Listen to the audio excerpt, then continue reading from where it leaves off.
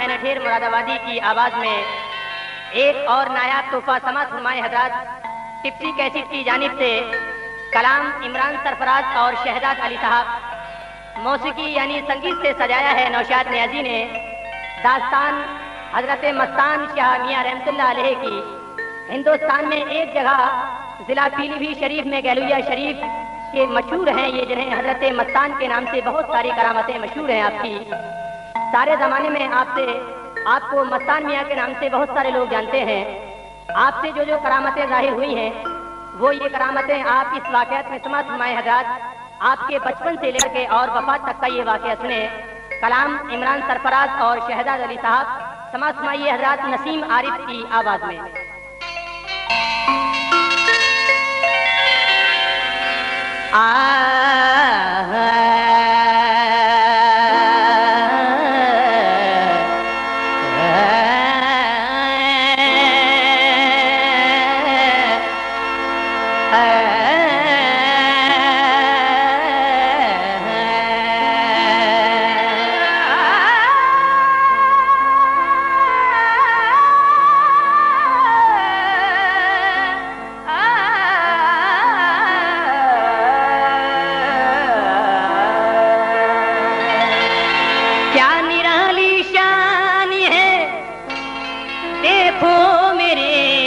मस्तान की राह हक में उम्र सारी आपने कुर्बान की। ऐसा है इमरान सखी दरबार शाह मस्तान का, मेजबानी करते थे मस्तान हर मेहमान। क्या निराली शान है देखो मेरे मस्तान की, राहे हक में उम्र सारी आपने कुर्बान की। ऐसा है इमरान सखी दरबार शाह मस्तान का, मेजबानी करते थे मस्तान हर मेहमान की। क्या शान थी आपकी हजरत मस्तान शाह रहमतुल्लाह अलैह की। समाअत फरमाइएगा हजरात यहाँ से पहला बंद। लिखता है इमरान अपने कलम से ये वाक़या, लिखता है इमरान अपने कलम से ये वाक़या, लिखता है इमरान अपने कलम से ये वाक़या। सुन लो तुम शहजाद ये मस्तान शाह की दास्तान, सुन लो तुम शहजाद ये मस्तान शाह की दास्तान, सुन लो तुम शहजाद ये मस्तान शाह की दास्तान। लिखता है इमरान अपने कलम से ये वाक़या, लिखता है इमरान अपने कलम से ये वाक़या, लिखता है इमरान अपने कलम से ये वाक़या। सुन लो तुम शहजाद ये मस्तान शाह की दास्तान, सुन लो तुम शहजाद ये मस्तान शाह की दास्तान, सुन लो तुम शहजाद ये मस्तान शाह की दास्तान।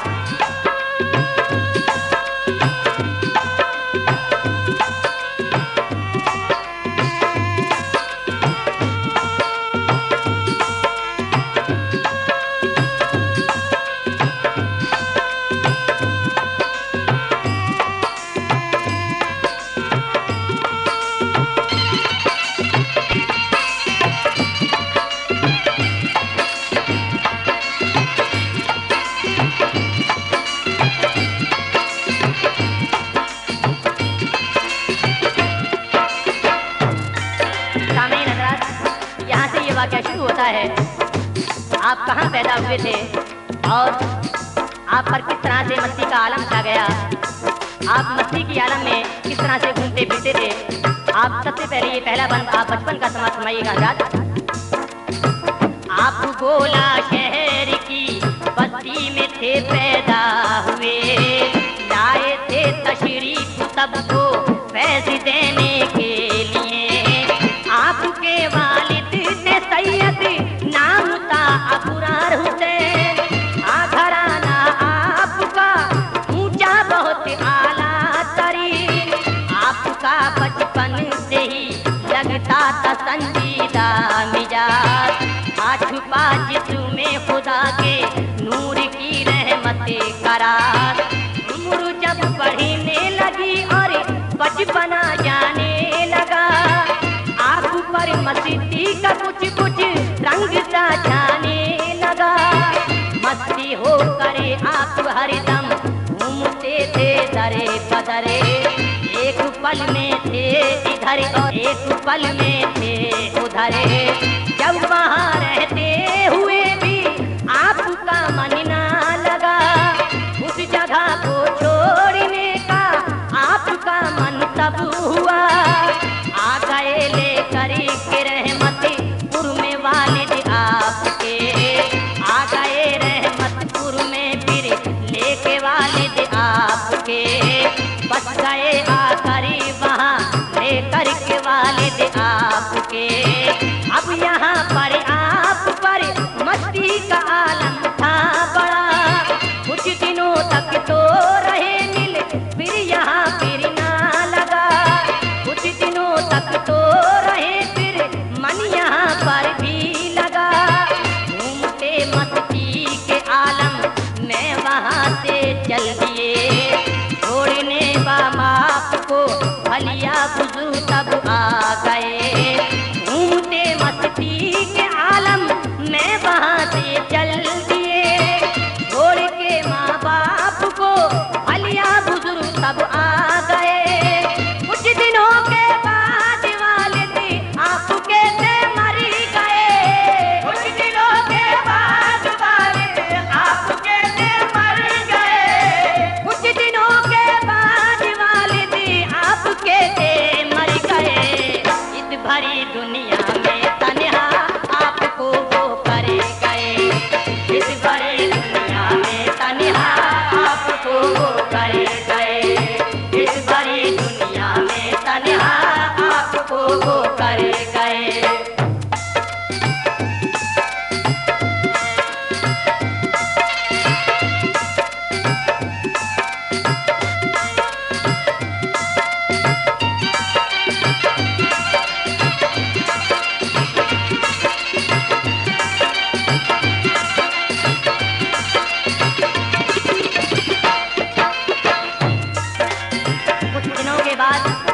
वालिद आपके थे मर गए, इस भरी दुनिया में तन्हा आपको वो कर गए। हजरत मस्तान मियां रहमतुल्लाह अलैह के वालिद साहब और आपके माँ बापों का जब आपके सर से साया उठ जाता है, तब कुछ दिनों के बाद आप भलिया बुजुर्ग आ जाते हैं। और भलिया बुजुर्ग में आकर के आप एक रुस्तम नाम के यहाँ पर आप ठहर जाते हैं, यानी अपना कायम कर लेते हैं। और जब उनके घर पर रहते हैं तो आपकी परवरिश यानी आप पर तरह मस्ती का आलम छाता है। ये आप अगला बंसमा सुनाइएगा हज़रात। हर घड़ी हर बात था मस्ती का आलम आप पे, इसलिए सबसे पुकारा नाम से मस्तान के, इसलिए सबने पुकारा नाम से मस्तान के। भलिया में जब आप जाकर के रुके रुस्तम के घरे, 7 साल रह कर गुजारे आपने फिर उन्हीं के घरे। जब हुई लड़की जवान रुस्तम की शादी के लिए, छोड़कर रुस्तम का घर मस्जिद में वो रहने लगे। हो गई शादी तो रुस्तम ने कहा अब घरे चलो, आपकी खिदमत करें फिर हमको ये मौका ये दो। लाख कहने पर बिना वापस गए रुस्तम के घर, और इसी मस्जिद के हुजरे में रहा उनका बसर। जब कुछ दिन के बाद रुस्तम की लड़की जवान हो जाती है, तब हज़रत मस्तान शाह रहमतुल्लाह अलैह से वो रुस्तम कहते हैं कि आप बाबा आप कुछ दिन के लिए आप 4 या 5 दिन के लिए आप मस्जिद में ठहर जाइएगा। तब मस्तान मियाँ आपके घर से मस्जिद में ठहर जाते हैं। वहाँ जाकर के तो आपको वहीं पर आपका खाना पीना सब वहीं पर भेजते थे। लेकिन जब आप अपनी लड़की की शादी कर लेते हैं, तब आप मस्तान मियाँ रहमतुल्लाह अलैह से कहते हैं कि बाबा आप घर चलो। लेकिन बाबा इस बात से इनकार कर देते हैं। उसके बाद फिर क्या होता है आगे समझ लीजिएगा हज़रात। लाख के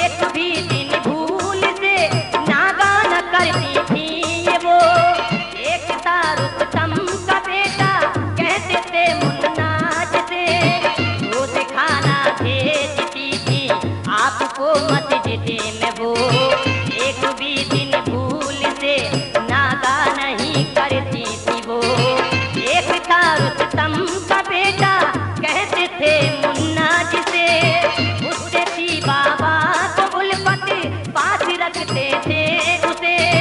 मुन्ना को भी आपसे दिल से मोहब्बत हो गई, मुन्ना को भी आपसे दिल से मोहब्बत हो गई, मुन्ना को भी आपसे दिल से मोहब्बत हो गई। जिंदगी की हरी खुशी मुन्ना जिंदगी की हरी खुशी मुन्ना की पूरी हो गई, जिंदगी की हरी खुशी मुन्ना की पूरी हो गई।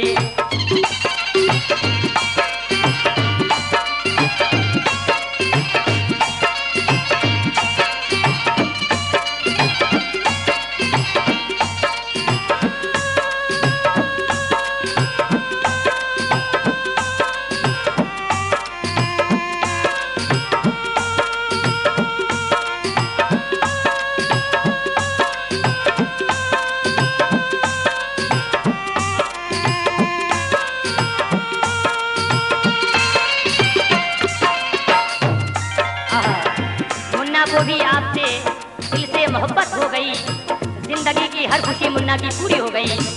जब हजरत मस्तान शाह रहमतुल्लाह अलैह आप मस्जिद में रहते थे, तब रुस्तम साहब के एक लड़के थे जिनका नाम मुन्ना था, और मुन्ना को भी आपसे बहुत मोहब्बत हो जाती है। जब इस तरह से आप आपके पास जाते थे, जब ज़्यादा मोहब्बत हो जाती है, तब मुन्ना भी उन्हीं की याद में ज़्यादातर आप उन्हीं के साथ रहते थे, और हजरत मस्तान शाह रहमतुल्लाह अलैह आपसे बहुत मोहब्बत करते थे।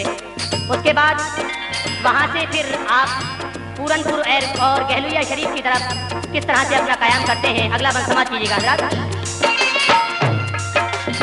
कुछ दिनों के बाद जब अलिया में फैला कालरा, हो गया रुस्तम की बीवी वो अचानक कालरा। जब देखिए आजाद, कुछ दिन के बाद उस भलिया में एक कालरा पैदा हो जाता है, यानी एक बीमारी फैलती है, कालरा हो जाता है। रुस्तम साहब की बीवी को कालरा हो जाते हैं। जब मस्तान मियां रहमतुल्लाह अलैह को ये पता मिलती है, तब आप उनके घर जाते हैं और उन्हें किस तरह से आप दवाई दे रहे हैं, यानी आप जब दवा देते हैं तो उस दवा से आपको किस तरह शिफा होती है, समझ कीजिएगा हजरात। कुछ दिनों के बाद जब भलिया में फैला कालरा, हो गया रुस्तम की बीवी को अचानक कालरा। देख के बीवी की तबीयत रुस्तम था घबरा गया, बारी बार उसका ख्याल बाबा की जानिब था गया। आ गए बाबा अचानक, उनसे रुस्तम ने कहा, देखिए मुन्ना की माँ को बाबा ये क्या हो गया। सुनते ही मस्तान क्या फौरन गए फिर उसके पास, आपने जाकर किया रुस्तम की बीवी का इलाज। सूखे धनिए का पिलाया आपने शरबती उसे, सूखे धनिए की शिफा से, सूखे धनिए की शिफा ने ठीक कर डाला उसे। सुभान अल्लाह, आपकी दवाई क्या थी? आप सूखे धनिए का आप शरबत दे देते हैं और रुस्तम अपनी बीवी को ये सूखे धनिए का शरबत पिला देते हैं, उसी से शिफा हो जाती है।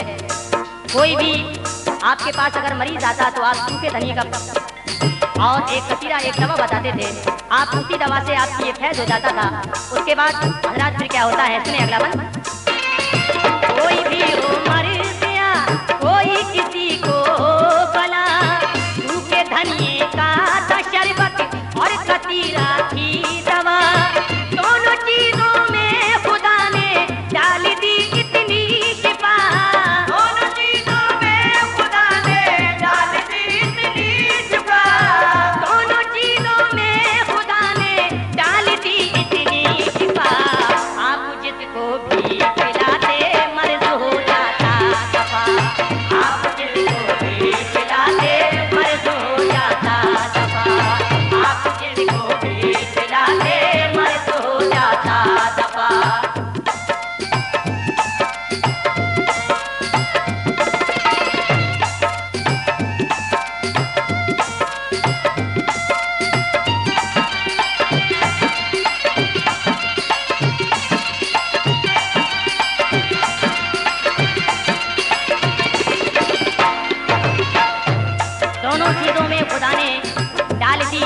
तोहफा, आप जिसको भी पिलाते मर्द हो जाता दफा। आपकी क्या शान थी, आप तो एक बलि थे। लेकिन जब आप कुछ दिन तक वहीं पर रहते रहे, उस दिन के बाद आपका जब वहाँ पर मन नहीं लगता है, तब आप भलिया बुजुर्ग किस तरह छोड़ रहे हैं, ये आप अगले बंद में सुनेंगे हजरात। कुछ दिनों में छोड़ कारा चल दिए भलिया बुजुर्ग, जाके पूरनपुर रुके फिर छोड़ के भलिया बुजुर्ग। पूरनपुर में एक रहती थी एक सही बेवा कहीं, पूरनपुर में एक रहती थी सही बेवा वहाँ। आप उसके घर में जाकर के रुके ठहरे वहाँ, और वहाँ से आप कहलुइया शरीफ जाते रहे, और कहलुइया में जाकर पैस बरसाते रहे। अब बयां करता हूँ मैं पहली करामत आपकी, गौर से सुनिए सुनाता हूँ करामत आपकी। देखिए हज़रात, जब आप पूरनपुर में रहने लगते हैं एक सईद गुड़िया के यहाँ, तब वहाँ से भी आप रहने के बाद पास में एक अहलिया शरीफ के नाम से एक गांव है, आप वहाँ पर आ जाते हैं। तब आपसे पहली करामात आपसे कौन सी जाहिर हो रही है, आप हजरात ये पहली करामात पर आप गौर फरमाइएगा, समाज कीजिएगा हजरात। अब बयां करता हूँ मैं पहली करामत आपकी, गौर से सुनिए सुनाता हूँ करामत आपकी।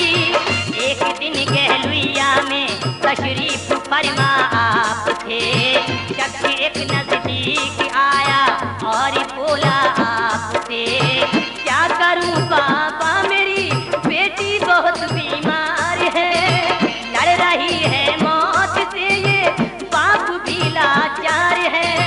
आसरा है आपसे अब आप ही कुछ कीजिए, ठीक हो जाए मेरी बच्ची दवा कुछ दीजिए। एक पर्चा लिख के फिर बाबा ने उसको दे दिया, एक पर्चा लिख के फिर बाबा ने उसको दे दिया, एक पर्चा लिख के फिर बाबा ने उसको दे दिया। ये दवा ला करे पिला दो आपने ये कह दिया, ये दवा ला करे पिला दो आपने ये कह दिया, ये दवा ला करे पिला दो आपने ये कह दिया।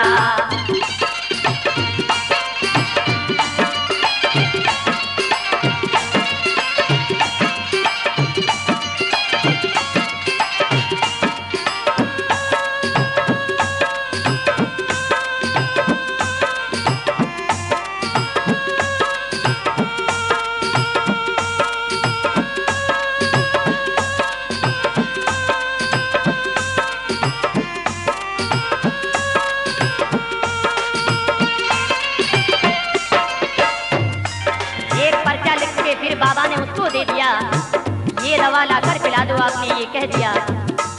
एक दिन आपके पास एक शख्स आता है और कहता है कि मियाँ मेरी लड़की की बहुत तबीयत खराब है, तो आप उस शख्स को ये पर्चा लिख करके देते हैं कि आप ये दवा ला करके लिए आपकी बच्ची ठीक हो जाएगी। उसके बाद हजरात जब वो पर्चा उस शख्स को दे देते हैं और वो दवा किस तरह से लाता है और आगे का मंजर आप समझ कीजिएगा हजरात। लेके पर्चा चल दिया वो आदमी घर की तरफ, घर पहुँच बीवी से बोला लाओ दे दो पैसे कुछ, लाऊं में जाके दवा लिख दी है शाह मस्तान ने। बीवी ने फिर से कहा पैसे नहीं कुछ पास में, हो गया सुन के परेशान रो पड़ा वो सारता, क्या करूं जाऊं कहाँ तू ही बता परवरदिगार, लाडली बेटी को मेरी मौत है तेरे खड़ी, एक भी पैसा नहीं है सर पे है मुश्किल खड़ी, अब नहीं जाता है देखा हाल उस बीमार का, अब सहा जाता नहीं है हाल उस लाचार का। फिर अचानक उसी के घर में एक पड़ोसी आ गया, वो दवा के वास्ते कुछ उनको पैसे दे गया, चल दिया फौरन वो पूरनपुर दवा के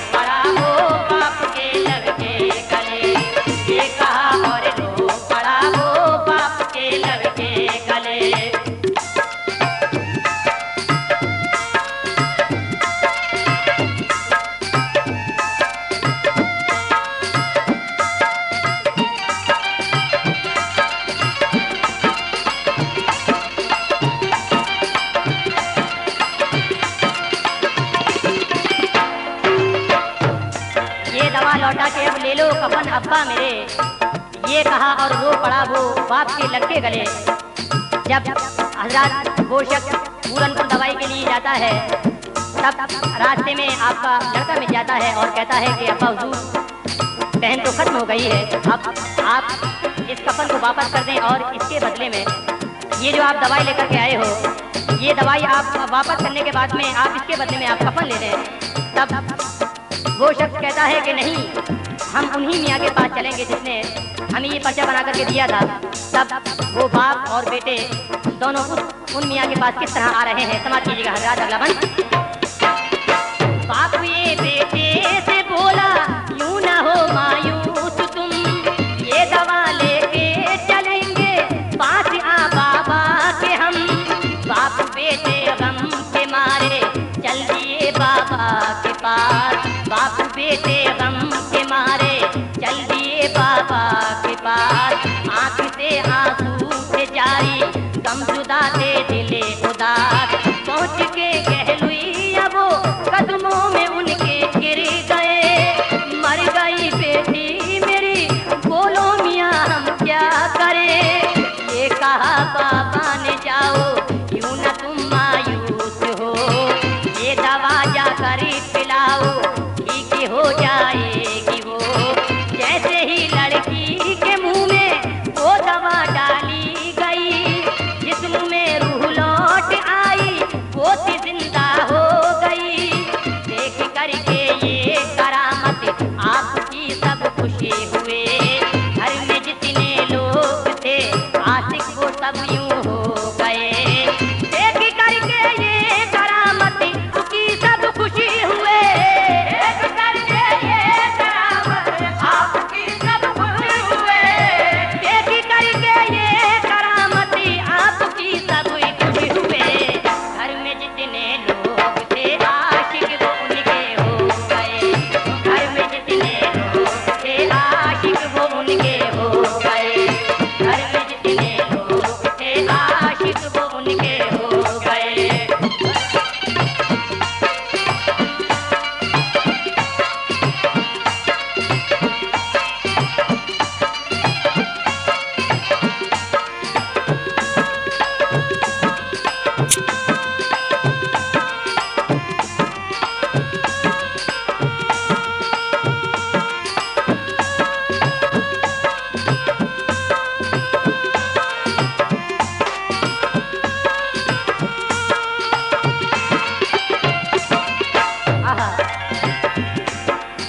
देख करके ये करामत आपकी सब कुछ हुए, घर में जितने लोग थे आशिक वो उनके हो गए।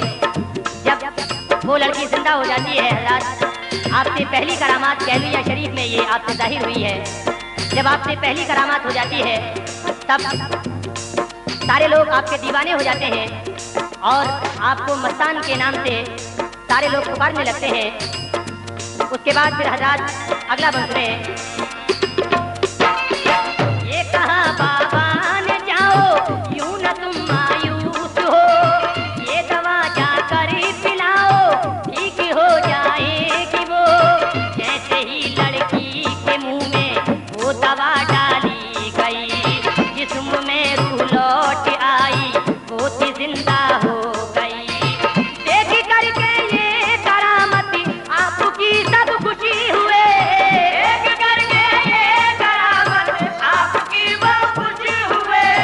देख करके ये करामत आपकी सब खुशी हुए, घर में जितने लोग थे आशिक वो उनके हो गए। घर में जितने लोग थे आशिक वो उनके हो गए। घर में जितने लोग थे आशिक वो उनके हो गए। घर में जितने लोग थे आशिक वो उनके हो गए। घर में जितने लोग थे आशिक वो उनके हो गए। घर में जितने लोग थे आशिक वो उनके हो गए। घर में जितने लोग थे आशिक वो उनके हो गए। घर में जितने लोग थे आशिक वो उनके हो गए। घर में जितने लोग थे आशिक वो उनके हो गए। देखिए हजरत, ये पहली करामात आप कैसेट के साइड में सुन चुके हैं। अब आप दूसरी करामात समाज सुनाइएगा। आपसे दूसरी करामात कौन सी हुई है समाज कीजिएगा हजरत। ये ही मेरे पीर के सच्चे करम का नूर है। दूसरी सुनिए करामत जो बहुत मशहूर है। एक दिन एक शख्स आकर रूबरू रोने लगा। परेशान हाल में रो रो के वो कहने लगा, हो गया धोखे से मुझसे कत्ल, अब मैं क्या करूं। होनी है मुझको सदाए मौत, अब मैं क्या करूं। नाम सुन के आपका आया हूँ मैं कहलुइया में। आप हैं पहुँचे भली कुछ कीजिए अब तो मियाँ। आप हैं वारिता अल्लाह का मस्तानिया, माफ कर दीजिए के वाक़े मेरी खता। नाम सुन कर आपका उम्मीद लेके आए,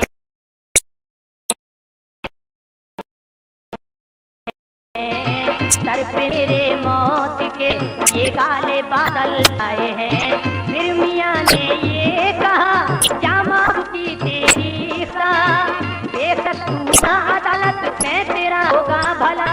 3 दिन है जाए पेशी के तो आना मेरे पास। वास्ते तेरे माऊंगा दुआ अल्लाह से खास। दिल में कुछ उम्मीद लेके वो को घर गया। हो गई उसको तसल्ली और वो वापस हो गया।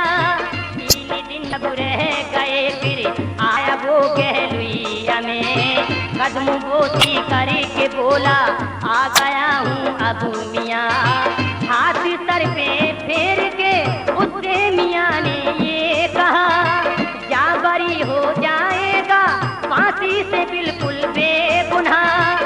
3 दिन के बाद सुबह जब अदालत लगी गई, 3 दिन के बाद सुबह जब अदालत लग गई, 3 दिन के बाद सुबह जब अदालत लग गई। देखते ही देखते पूरी अदालत भर गई। देखते ही देखते पूरी अदालत भर गई। देखते ही देखते पूरी अदालत भर गई।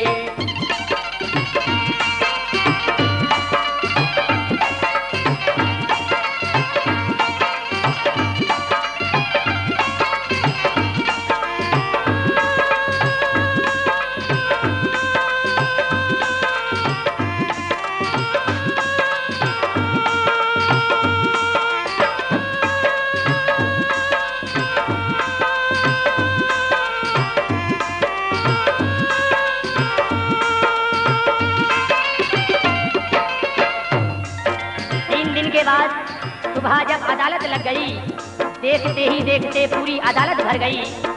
दूसरी करामात आपसे ये जाहिर हुई हजरत। एक दिन आपके पास एक शख्स आता है और कहता है कि हुजूर मुझसे धोखे से कत्ल हो गया है, अब मेरे बारे में आप कुछ कीजिएगा।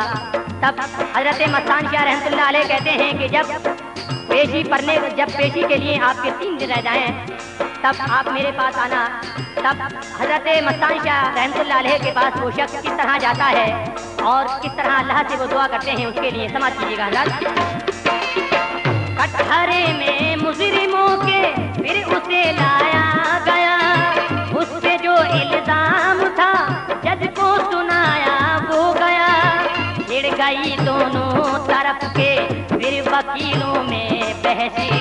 एक सफाई पेश करता दूसरा इल्जाम कशी। सुन के दोनों की जिरा मुजरिम का दिल घबरा गया।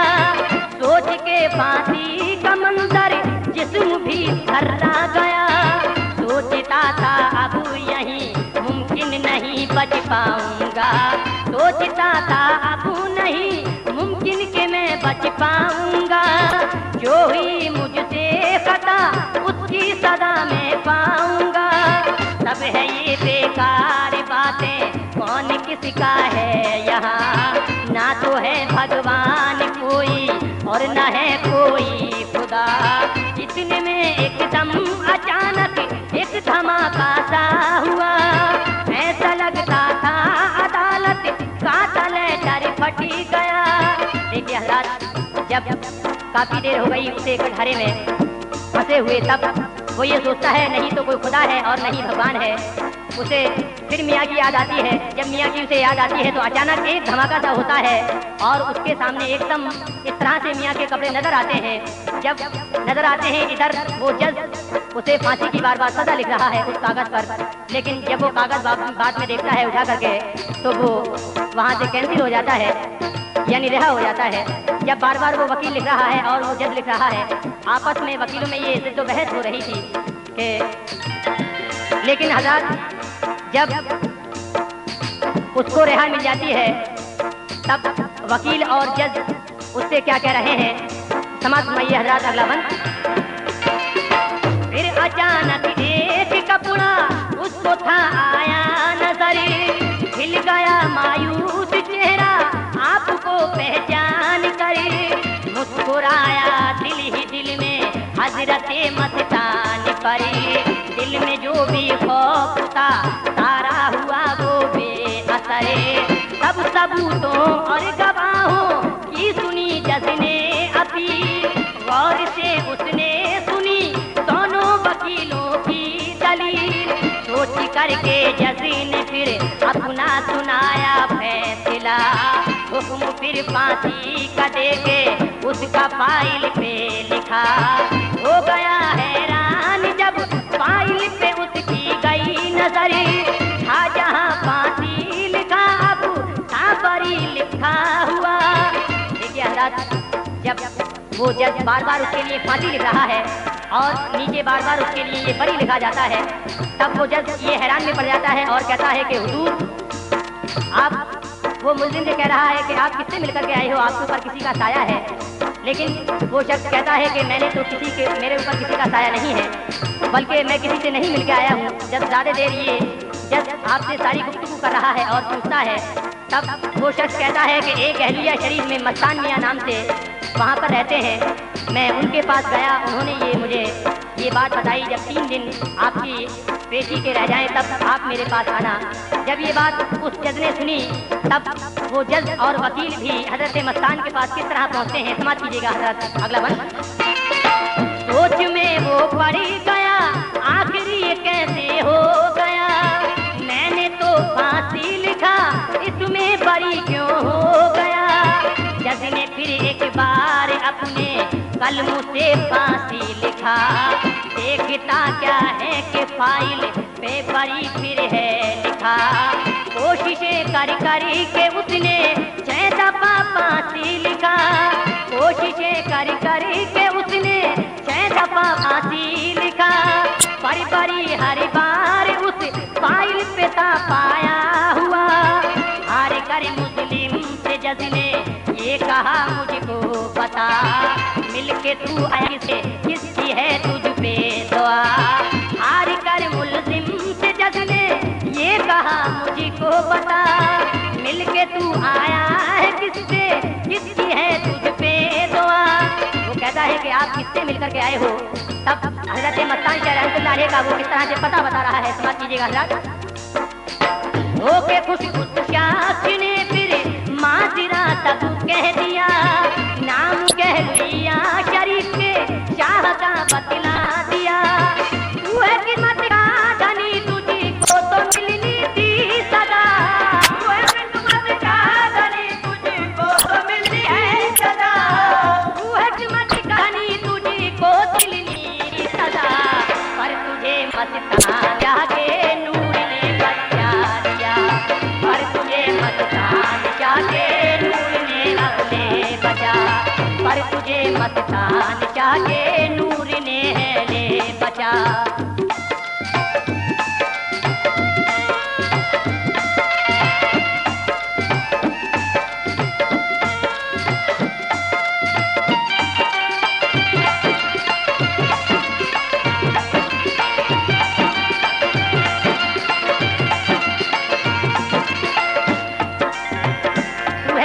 धनी तुझको तो मिलनी थी सदा, पर तुझे मस्तान शाह के नूर ने लिया बचा। हजरत आपसे ये दूसरी करामात जाहिर हुई, जब आपकी ये दूसरी करामात सारे ज़माने में मशहूर हो जाती है तब आपसे फिर तीसरी करामात और कौन सी जाहिर होती है और उसके बाद में आपका विशाल किस तरह से होता है। इस तीसरी करामात के बाद ये अगली करामात आप समझ पाइएगा हजरात। इससे पहले आपने दो करामातें सुनी, आपकी समझ कीजिएगा हजरात। अगली करामात, ये करामत देख के जज ने रहा उसको किया, इतनी प्यारी शान थी मस्तान शाह की देखिए। तीसरी उनकी करामत आप भी सुन लीजिए। एक औरत कहलुइया में बीमारी होके मर गई, छोटे छोटे बच्चे थे जिनको यतीमी करे गई, छोटे छोटे बच्चे थे जिनको यतीमी दे गई। ये गरीब तबकाओं वालों ने किया था इंतजाम, कोई ले आया कफन और कोई करता और काम। गुस्ली दे करके जनाजा हो गया तैयार, जब फिर उसी रास्ते से होता है गुजर बाबा का तब। देख कर मजमार के और पूछते हैं क्या हुआ, मर गई है एक औरत ये पता उनको हुआ। आपने सबसे कहा इसको दफन मत कीजिए, और जब पानी ये मांगे ध्यान से इसको दिए। आपने सबसे कहा इसको दफन मत कीजिए, इसको आप एक कोठरी में बंद रहने दीजिए। और जब पानी ये मांगे ध्यान से सुनना ये तुम, खोल कर दरवाजा फिर पानी पिलाना इसे को तुम। एक दिन हज़रत उस कहलुइया शरीफ में एक औरत का इंतकाल हो जाता है, और जब वो औरत मर जाती है अपने छोटे छोटे बच्चों को यतीम कर देती है, तब उसी रास्ते से हजरत मस्तान शाह रहमतुल्लाह अलैह का गुजर हो रहा था। आपने जब वहाँ पर मैयत रखी हुई देखी तो आप कहते हैं कि क्या हुआ, तब वहाँ पर आप कहते हैं कि आप इस औरत को एक कोठी में बंद कर दीजिएगा। लेकिन लोग उनसे मना करते हैं कि आप इसको कोठी में मत बंद कीजिएगा। आप ये सिद्ध बहस करने के बाद उसको कोठी में बंद करा देते हैं और कहते हैं कि जब इस कोठरी से पानी की आवाज़ आए तब आप इसको पानी पिलाना। ये पानी की बरकत से, पानी की ये जब आप इस औरत को पानी पिलाओगे तब ये जिंदा हो जाएगी। आपसे ये करामत किस तरह जाहिर होती है समझ कीजिएगा हज़रात। इसको आप एक कोठरी में बंद रहने दीजिए, और जब पानी ये मांगे ध्यान से सुनना ये तुम, खोल कर दरवाजा फिर पानी पिलाना उसी को तुम। कुछ समझ नहीं में आया पर मियाँ की बात पर इनकार सबने करे दिया। कुछ समझ आता नहीं ये क्या मियाँ ने कह दिया। कोठरी में लाश को कब तक रखेंगे हम भला, मर के फिर कोई दोबारा जिंदा होता है भला। पर मियाँ ने ये कहा कि जिंदा हो जाएगी ये बात, मेरी मान लो तो फैज पा जाएगी। बात पर सबने मियाँ की था भरोसा कर लिया। लाश को एक कोठरी में बंद था फिर कर दिया।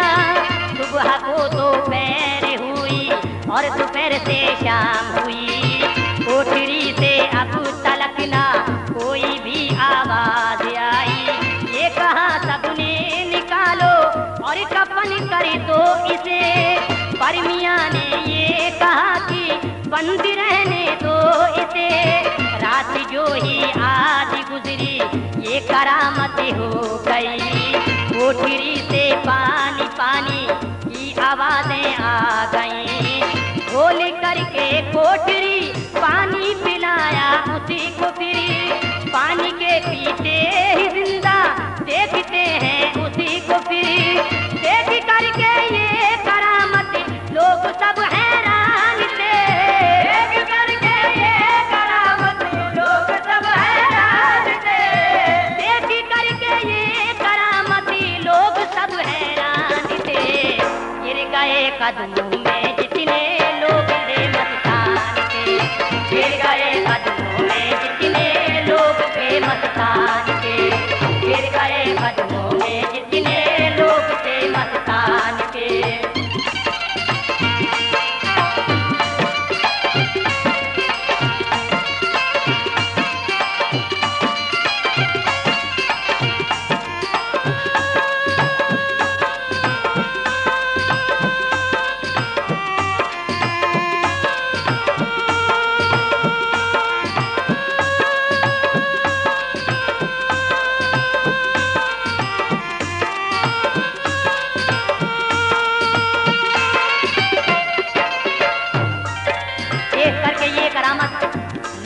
सब हैरान थे, गिर गए कदमों में जितने लोग थे मस्तान के। वाह सुभान अल्लाह, आपकी तारीफ, आपसे ये 3 करामातें आपसे ये जाहिर हुई। जब 3 करामातें आपसे ये जाहिर हो जाती है सारे जहान में और सब लोगों के वहाँ को ये पता लग जाता है, तब कुछ दिन के बाद आप वहाँ से पूरनपुर किस तरह जाते हैं और आपके पास एक घोड़ी थी जिसका नाम था अबला परी। आप उस घोड़ी को अबला परी के नाम से कहते थे। कुछ दिन के बाद जब आपकी वो घोड़ी मर जाती है, आप एक घोड़ा ले लेते हैं और वो पूरनपुर में छुन्नन नाम के एक शख्स को दे देते हैं। जब छुन्नन नाम के एक शख्स को वो घोड़ा दे देते हैं, आपका वहीं पर विशाल हो जाता है। समझ कीजिएगा हज़रात, आपका विशाल, आपके वफात का ये वाक़या। आपसे तो सैकड़ों जाहिर करामातें हुई, पर यहाँ मेरी कलम से 3 ही लिखी गई। अब बयां करता हूँ कैसे आपने पर्दा किया, आखिरी दीदार अब और किस तरह अपना दिया। आपके थी पास एक घोड़ी बड़ी ही शानदार, नाम था अबला परी, करते थे जिसको आप प्यार। पास हर दम आपके रहती थी वो ही हर घड़ी, रात दिन उसकी हिफाजत आप करते थे बड़ी। एक दिन वो मर गई फिर दूसरा घोड़ा लिया, काम उससे आपने अपनी सवारी का लिया। एक दिन होकर सवार अब आ गए पूरनपुर में, आखिरी था ये सफर गहलुइया से पूरनपुर तके। आप गहलुइया में आकर के रुके छुन्ननी के घर, कुछ दिनों ठहरे वहाँ मेहमानी बन के उन्हीं के घर। एक दिन छुन्ननी से बोले आप ही बाबा मियाँ, आज से हमने तुम्हें अपना ये घोड़ा दे दिया। कुछ दिनों तक आपने छुन्नन के घर ठहरा किया, फिर वहीं पूरनपुर में और आपने पर्दा किया। यानी आपका विशाल हो जाता है पूरनपुर में। जब आपका विशाल हो जाता है, और कौन सी सन हिस्ट्री थी ये भी मैं आपको बताने जा रहा हूँ, और पूरनपुर के लोग और गहलुइया के लोग वहाँ किस तरह से इकट्ठा होते हैं, समझ कीजिएगा हज़रात। कुछ दिनों तक आपने छुन्नन के घर ठहरा किया, सन 19 फिर वहीं पर पूरनपुर में आपने पर्दा किया। सन 1989 दिन वो था इतवार का, फरवरी 26 थी जब आपने पर्दा किया। और इस्लामी कैलेंडर से वफात का दिन सुनो, 19 तारीख रजब की हिजरी थी 14 सुनो, 19 तारीख रजब की हिजरी थी 19 सुनो। जब खबर गहलुइया तक पहुंची के ऐसा हो गया, पूरनपुर में शाह मस्तान शाह विशाली हो गया। पूरनपुर में शाह मस्तान शाह विशाली हो गया। लोग पूरनपुर को लेने को जनाजा आ गए, पूरनपुर के लोग ना रहने की जिद पे अड़ी गए। वो ये कहते थे कि बाबा ने किया पर्दा यहाँ, वो दफन होंगे यहीं, ये हक उन्होंने है दिया। लोग गहलुइया के कहते थे कि ये है हक मेरा, वो दफन होंगे जनाजा जाएगा उनका वहाँ। लोग दोनों गाँव के लड़ने लगे इस बात पर, हर कोई जिद पे अड़ा था अपनी अपनी बात पर। हो गई हाजिरी पुलिस हो फिर गया ये फैसला, जो उठा ले ये जनाजा हक उसी को दे दिया। पहले पूरनपुर के लोगों ने ये कोशिश की बहुत, ना उठा पाए जनाजा, कोशिशें कर ली बहुत। बाद में गहलुइया के लोगों ने मैयत को छुआ, एक पल भी ना लगा था और जनाजा उठ गया। देखिए हज़रात, जब आपस में ये उनमें झगड़े होने लगते हैं तब वहाँ पर पुलिस भी हाजिर हो जाती है और पुलिस ने आखिर में ये फैसला किया कि जो इस जनाजे को उठा ले वो ही जनाजा लेकर के जाए। तब पूरनपुर के लोग जब जनाजा उठाते हैं तो नहीं उठता है, और जब गहलुइया शरीफ के लोग जनाजा उठा रहे हैं तो जनाजा उठ जाता है और वो जनाजा लेकर किस तरह से जा रहे हैं समाज कीजिएगा। ये आखिरी बंद इमरान बरेलवी क्या लिखते हैं और नसीम आरिफ की आवाज में समाज कीजिएगा। हजरात, चल दिए लेकर जनाजा लोग गहलुइया शरीफ, रास्ते में मक्खियां भी हो गई इसमें शरीफ। जब जनाजा जाके पहुंचा बाबा की गहलुइया में, फिर वहां से मक्खियां भी आती हैं वापस यहाँ। आग पे फिर दफन किए आपके, फिर दफन की तैयारियां तब हो गई, भर गई हर एक गलियां, भीड़ इतनी हो गई।